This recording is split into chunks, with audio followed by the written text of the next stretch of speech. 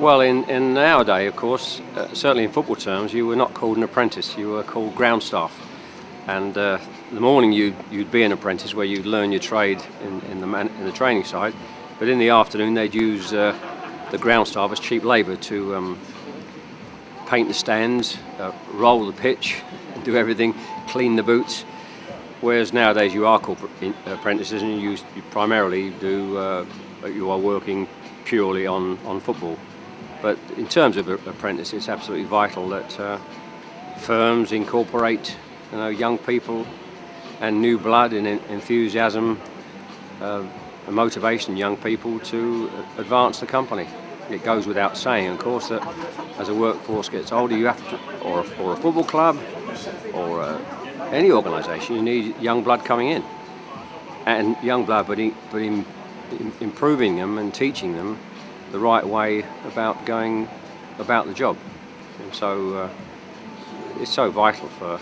We see it in football. The shining beacon, of course, in football terms, is Arsenal, where they recruit young players from countries all over the world and develop them into young players. They're the real beacon, and many companies, of course, do that. So we're obviously encouraging the local communities here to incorporate 100 apprenticeships in 100 days, which I think is a great initiative.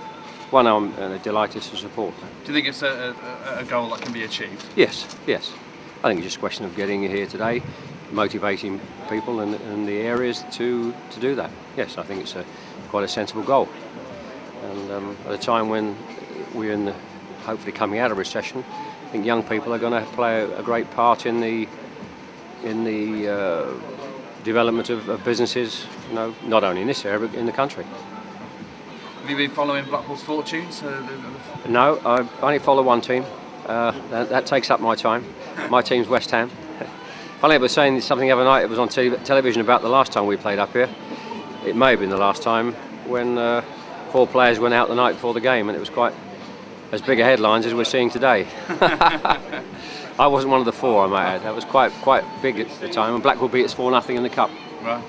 But I don't follow most of the other clubs apart from England, probably my own club, I guess. But I do keep in touch with football generally.